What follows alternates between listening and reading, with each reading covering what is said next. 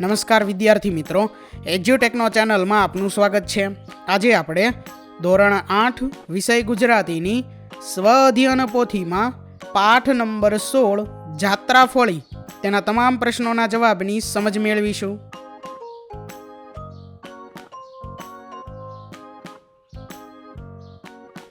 તો પ્રકરણ 16 જાત્રાફળીમાં સૌથી પહેલા છે પ્રશ્ન નંબર 1, જેની સૂચના છે આપેલા વાક્ય માટે સાચો વિકલ્પ પસંદ કરો। પહેલું વાક્ય છે શેઠે લેખકને 1 મહિનાની રજા ન આપી। વિકલ્પ અ, શેઠને ધંધામાં લેખકના લીધે આવક વધી હતી। બ, શેઠનો ધંધો સારો ચાલતો ન હતો। ક, લેખકનું કામ કોઈ બીજું કરી શકે તેમ ન હતું। તો જવાબ છે વિકલ્પ બ, શેઠનો ધંધો સારો ચાલતો ન હતો। તો આ મુજબ જે વાક્ય આપેલું છે તેમાંથી સાચો વિકલ્પ જે છે તે જવાબ તરીકે પસંદ કરવાનો છે, એટલે પહેલામાં બ આવશે। ત્યાર પછી બીજો પ્રશ્ન છે કાઠિયાવાડી આતિથ્યનો પરચો બતાવવો એટલે। વિકલ્પ અ, જમવા માટે આમંત્રણ આપવું। વિકલ્પ બ, કાઠિયાવાડી ભોજન પીરસવું। વિકલ્પ ક, આગ્રહ કરીને જમાડવું। તો જવાબ છે વિકલ્પ ક, આગ્રહ કરીને જમાડવું। ત્યાર પછી ત્રીજું વિધાન છે લેખક ડોક્ટર પાસે જવાનું ટાળતા હતા કારણ કે। વિકલ્પ અ, આરામ કરવાથી શરીર સારું થઈ જશે એમ માનતા। બ, ડોક્ટર થોડા દિવસથી બહાર ગામ ગયા હતા। ક, સારવાર માટે પૂરતા પૈસા ન હતા। તો જવાબ છે વિકલ્પ ક, સારવાર માટે પૂરતા પૈસા ન હતા। ત્યાર પછી ચોથું વિધાન કાકીમાં પૈસાનો ખર્ચ કરકસરથી કરતા હતા કારણ કે। વિકલ્પ અ, વધેલા પૈસા બેંકમાં જમા કરાવવા। વિકલ્પ બ, તેમની છેલ્લી ઈચ્છા જાત્રા કરવાની હતી। વિકલ્પ ક, ભત્રીજાની સારવાર કરાવવી હતી। તો જવાબ છે વિકલ્પ બ, તેમની છેલ્લી ઈચ્છા જાત્રા કરવાની હતી। ત્યાર પછી આગળ પાંચમો પ્રશ્ન છે કાકીમાએ 20 રૂપિયા પોતાની પાસે શા માટે રાખ્યા। વિકલ્પ અ, ઠાકોરજીનો પ્રસાદ લેવા। બ, વળતા ઘરે જવાની ટિકિટ લેવા। ક, વનરા વનદાસને ચૂકવવાના બાકી હતા। તો જવાબ છે વિકલ્પ બ, વળતા ઘરે જવાની ટિકિટ લેવા। ત્યાર પછી આગળ પ્રશ્ન નંબર 2, જેની સૂચના છે કે સૂચના મુજબ કરો। જેમાં પહેલું છે કાકીમાને લાગુ પડતી વિગતો સામે ખરું કરો। તો અહીં જે વિગતો આપેલી છે તેમાંથી જે વિગત કાકીમાને લાગુ પડતી હોય તે વિગતો સામે ખરાની નિશાની કરવાની છે। તો અહીં નિસંતાન, ધાર્મિક વૃત્તિવાળા, પ્રભુ સેવામાં રત, દાન પુણ્યની ભાવનાવાળા તેટલા વિકલ્પો સામે ખરાની નિશાની આવશે। ત્યાર પછી આગળ બીજું લેખકને લાગુ પડતી વિગતો સામે ખરું કરો। તો લેખકને લાગુ પડતી વિગતો છે ઘરનો આધાર, ગરીબ, નોકરિયાત, અધૂરો અભ્યાસ, ક્ષયનો રોગી। ત્યાર પછી આગળ ત્રીજું વિધાન છે લેખકની માતાને લાગુ પડતી વિગતો સામે ખરું કરો। તો લેખકની માતાને લાગુ પડતી વિગતોમાં આવશે મમતાળુ, સંતોષી, હિંમતવાન। આગળ છે ત્યાર પછી ચોથું વનરા વનદાસને લાગુ પડતી વિગતો સામે ખરું કરો।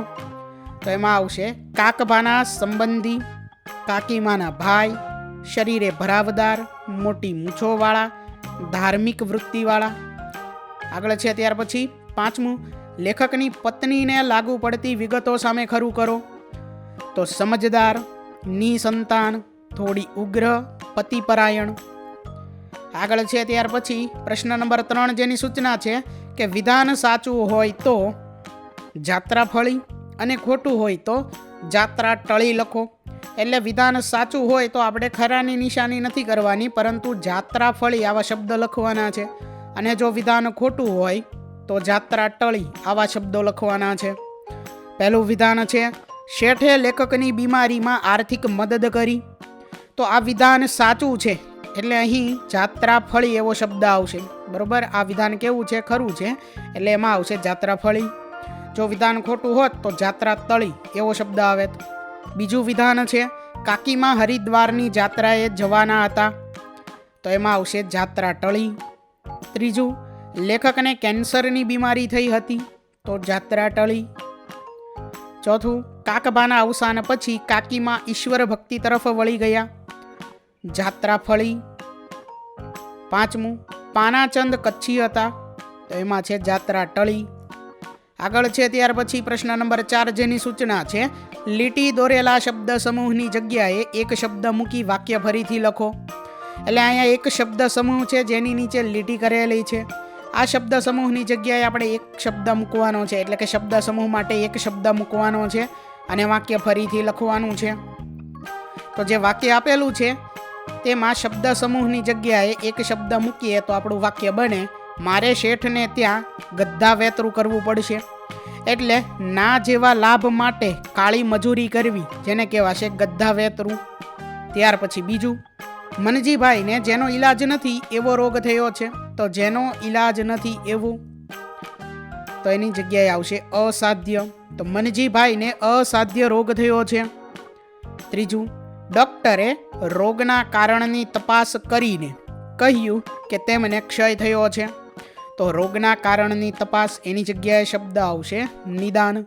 ડોક્ટરે નિદાન કરીને કહ્યું કે તેમને ક્ષય થયો છે. આગળ છે ત્યાર પછી ચોથું વિધાન, સામાન્ય માણસે દરરોજ જીવન જીવતા રહેવા માટે સંગ્રામ કરવો પડે છે. જીવન જીવતા રહેવા માટે સંગ્રામ, તો જીવન સંગ્રામ આવશે ત્યાં. એટલે આપણું વિધાન બને સામાન્ય માણસે દરરોજ જીવન સંગ્રામ કરવો પડે છે. પાંચમું વિધાન, વરરાજાને બેસવા થોડા રૂની બનાવેલી કોથળી ખુરશી પર મૂકો. એટલે થોડા રૂની બનાવેલી કોથળી, જેને કહેવાશે રજાઈ. વરરાજાને બેસવા રજાઈ ખુરશી પર મૂકો. ત્યાર પછી હવે આગળ છે પ્રશ્ન નંબર 5 જેની સૂચના છે નમૂના મુજબ વાક્ય બનાવીને લખો. ઉદાહરણ છે અહીં, નર્મદા નદીનું દર્શન જ આનંદ આપનાર છે, તો આનંદ આપનાર એના માટે થશે આનંદદાયી. તો આ રીતે આપણે શબ્દ સમૂહ માટે એક શબ્દ જ અહીં લખવાનો છે, બરોબર, અને વિધાન ફરીથી લખવાનું છે. એટલે વિધાન બને નર્મદા નદીનું દર્શન આનંદદાયી છે. બીજું વિધાન, સાચા હૃદયથી કરેલી પ્રાર્થના ફળ આપનાર છે, તો સાચા હૃદયથી કરેલી પ્રાર્થના ફળદાયી છે. ફળ આપનાર એટલે ફળદાયી. બીજું, દરેક પ્રકારના રોગ શરીરને દુઃખ આપનાર છે, તો દરેક પ્રકારના રોગ શરીરને દુઃખદાયી છે. દુઃખ આપનાર એટલે દુઃખદાયી. ત્યાર પછી આગળ ત્રીજું, તરસ્યા માણસ માટે એક પ્યાલો પાણી સુખ આપનાર છે, તો વિધાન બનશે તરસ્યા માણસ માટે એક પ્યાલો પાણી સુખદાયી છે. સુખ આપનાર એટલે સુખદાયી. ચોથું વિધાન, ચૈત્ર માસમાં લીમડાનો રસ શરીરને લાભ આપનાર છે, તો ચૈત્ર માસમાં લીમડાનો રસ લાભદાયી છે. લાભ આપનાર એટલે લાભદાયી.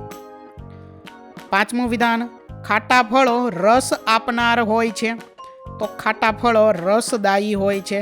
રસ આપનાર એટલે રસદાયી. આગળ જોઈએ ત્યાર પછી પ્રશ્ન નંબર 6 જેની સૂચના છે ઉદાહરણ મુજબ શબ્દ પરિવર્તન કરો. શબ્દ છે જાગવું તો જગાડવું, તો આ રીતે આપણે શબ્દ પરિવર્તન કરવાનું છે. બીજું છે આપવું તો અપાવવું, ગાવું તો ગવડાવવું, ઓઢવું તો ઓઢાડવું, છુપવું તો છુપાવવું, રડવું તો રડાવવું, જમવું તો જમાડવું, પોઢવું તો પોઢાડવું, રાંધવું તો રંધાવવું. 10મું છે તરવું તો તરાવવું. આગળ જોઈએ ત્યાર પછી પ્રશ્ન નંબર 7 જેની સૂચના છે ઉદાહરણ મુજબ લખો. ઉદાહરણ છે અહીં નિઃસંતાન, તો સંતાન નથી તે. ત્યાર પછી પહેલું છે અપવિત્ર, તો એમાં આવશે પવિત્ર નથી તે. તો આ રીતે આપણે લખવાનું છે. બીજો શબ્દ છે અધાર્મિક, તો ધાર્મિક નથી તે. ત્રીજો શબ્દ છે બેકાબુ, તો કાબુમાં નથી તે. ચોથો શબ્દ છે અપૂર્ણ, તો પૂર્ણ નથી તે. પાંચમો શબ્દ છે બેહોશ, તો હોશમાં નથી તે. છઠ્ઠો શબ્દ છે અસાધ્ય, તો સાધ્ય નથી તે. આગળ છે ત્યાર પછી પ્રશ્ન નંબર 8 જેની સૂચના છે રૂઢિપ્રયોગનો અર્થ શબ્દ ચોરસમાંથી શોધો. તો અહીં જે શબ્દ ચોરસ આપેલો છે તેમાંથી આપણે રૂઢિપ્રયોગનો અર્થ શોધવાનો છે. અહીં રૂઢિપ્રયોગ આપેલા છે, બરોબર. આ રૂઢિપ્રયોગ જે આપેલા છે તેનો અર્થ તમારે શબ્દ ચોરસમાંથી શોધીને અહીં લખવાનો છે, બરોબર. એટલે કે એની ફરતે રાઉન્ડ કરવાનું છે અથવા તો બોક્સ કરવાનું છે, બરોબર. આગળ જોઈએ ત્યાર પછી 9મો પ્રશ્ન છે ગણિત વિષય સાથે જોડાયેલા શબ્દો એકમમાંથી શોધીને લખો. તો ગણિત વિષય સાથે જે શબ્દો જોડાયેલા છે તે આપણે અહીં આ પાઠમાંથી શોધીને લખવાના છે. તે શબ્દો, પહેલો શબ્દ મૂડી, ત્યાર પછી 30 રૂપિયા, 100 રૂપિયા, 500 રૂપિયા, 2 3, 700 રૂપિયા, ડઝન, અડધો મણ, 5000, 57 રૂપિયા. આગળ જોઈએ ત્યાર પછી પ્રશ્ન નંબર 10 જેની સૂચના છે આપેલા અંગ્રેજી ભાષાના શબ્દો પાઠમાંથી શોધી તેની નીચે લીટી કરો અને સ્પેલિંગ ડિક્શનરીમાંથી શોધીને લખો.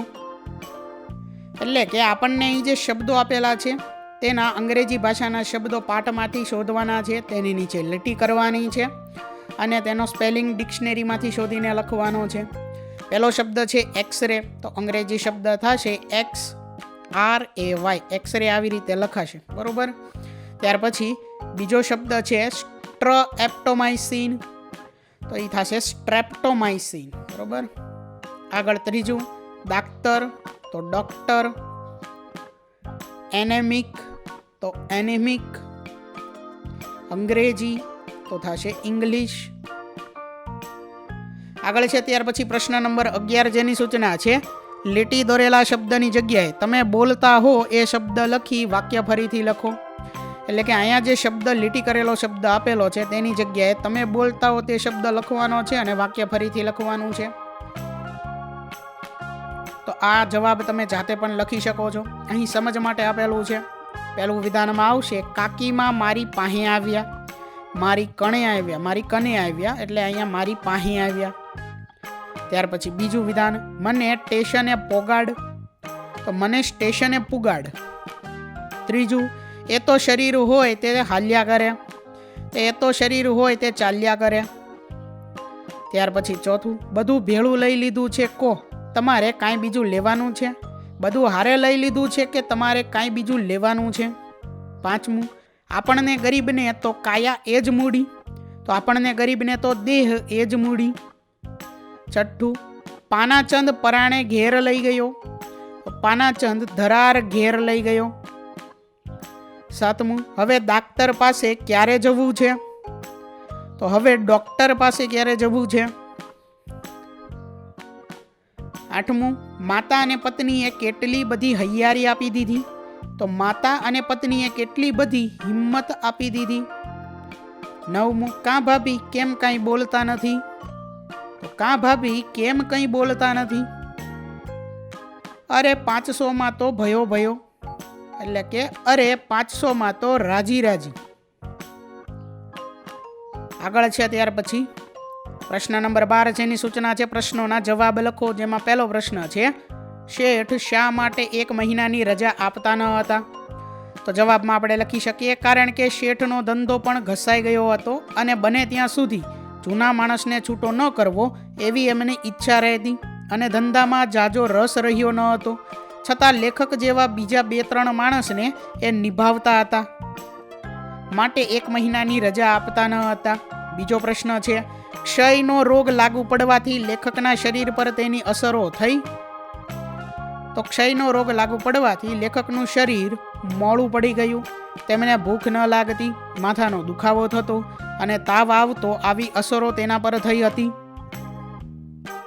ત્રીજો પ્રશ્ન છે કાકાબાની ધાર્મિકતાની અસર કાકીમા ઉપર ઉપસી આવી એવું લેખકને કેમ લાગ્યું, કારણ કે કાકાબા જેટલી ધાર્મિકતા તથા ભક્તિભાવ કરતા તેટલા હૃદયથી કાકીમાં પણ ભક્તિભાવ કરતા, તેથી કહ્યું હશે કે કાકાબાની ધાર્મિકતાની અસર કાકીમા ઉપર ઉપસી આવી. ત્યાર પછી ચોથો પ્રશ્ન કાકીમાએ લેખકને આર્થિક મદદ ન કરી હોત તો કાકીમાએ લેખકને આર્થિક મદદ ન કરી હોત તો લેખક પોતાની સારવાર તથા દવાના પૈસા ન જોડી શકત અને પોતે ક્ષયની બીમારીથી ન સાજા થઈ શકત. ત્યાર પછી પાંચમો પ્રશ્ન કાકીમા વિશે 5-7 વાક્યોમાં નોંધ લખો. તો અહીં નોંધ આપણે કંઈક આ મુજબ લખી શકીએ કે કાકીમા નિસંતાન હતા, તે ઠાકોરજીની પૂજાપાઠ કરતા. કાકાબાની ભક્તિ કાકીમા ઉપર ઉપસી આવી હતી, તેમણે જાત્રા માટે પૈસા ભેગા કર્યા હતા પણ તે ભત્રીજાને દવાખાનાની સારવાર માટે આપીને મદદ કરી હતી. તેઓ પુણ્યદાન પણ કરતા હતા અને તેઓ શરીરે એકવડી હતા.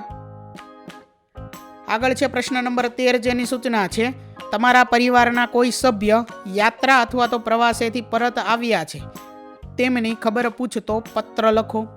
વિદ્યાર્થી મિત્રો, અહીં તમારે પત્ર લખવાનો છે. તમારા પરિવારના કોઈ સભ્ય યાત્રા અથવા તો પ્રવાસેથી પાછા આવ્યા હોય, પરત આવ્યા હોય તો તેમની ખબર પૂછતો પત્ર તમારે અહીં લખવાનો છે. અહીં સમજ માટે પત્ર આપેલો છે. પ્રતિ પ્રિય કાકા, રાજકોટ, સ્નેહભર્યા નમસ્કાર.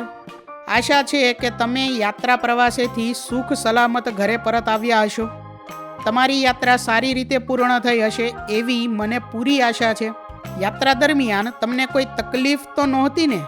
ત્યાંના મંદિર અને દર્શનનો તમારો અનુભવ કેવો રહ્યો તે જાણવા હું ખૂબ ઉત્સુક છું. તમે કયા કયા સ્થળોની મુલાકાત લીધી અને શું ખાસ જોયું તે વિશે અમને જરૂરથી લખશો. યાત્રાનો પ્રસાદ અને ફોટોગ્રાફ્સ જોવા માટે પણ હું આતુર છું. તમારા આરોગ્યનું ખાસ ધ્યાન રાખશો. બધાને મારા વંદન અને નાના બાળકોને પ્રેમ. લિખિતન તમારો ભત્રીજો આર્ય. તો આ મુજબ તમે પત્ર જાતે લખી શકો છો. બરોબર.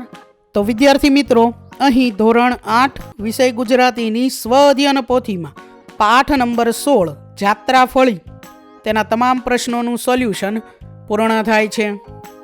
વિદ્યાર્થી મિત્રો, આપેલા વિડીયોની જો તમારે પીડીએફની જરૂર હોય તો તમે આપણી એપ્લિકેશન સ્માર્ટ સાથી પરથી મેળવી શકશો. વિદ્યાર્થી મિત્રો, આપણી એપ્લિકેશન સ્માર્ટ સાથી પ્લે સ્ટોરમાં આવી ગઈ છે, જેની અંદર તમે બધા વિભાગ જોઈ શકો છો. તેની અંદર વિવિધ ધોરણ છે. ધોરણ ઉપર ક્લિક કરતાં વિવિધ વિષય ખુલશે. વિષય ઉપર ક્લિક કરતાં તેની અંદર આવતા પાઠ ખુલશે. તેની અંદરથી તમે પાઠ્યપુસ્તક પણ ડાઉનલોડ કરી શકો છો. તેની અંદર આપેલા પાઠમાં ક્લિક કરતાં તમે પાઠની પીડીએફ, સ્વાધ્યાયની પીડીએફ, સ્વાધ્યાયન પોથીની પીડીએફ, પાઠના વિવિધ વિડીયોઝ, સ્વાધ્યાયના વિડીયોઝ, સ્વાધ્યાયન પોથીના વિડીયોઝ બધું જોઈ શકો છો અને ડાઉનલોડ પણ માત્ર એક ક્લિકમાં કરી શકો છો. વિદ્યાર્થી મિત્રો, આપણી એપને સપોર્ટ કરજો, ડાઉનલોડ કરજો. થેન્ક યુ દોસ્તો. એજ્યુકટેકનો ચેનલ તરફથી વિડીયો નિહાળવા બદલ આપનો આભાર. આવા બીજા વિડીયોઝ નિહાળવા માટે અમારી યુટ્યુબ ચેનલ એજ્યુકટેકનો અત્યારે જ સબસ્ક્રાઇબ કરો. આભાર દોસ્તો.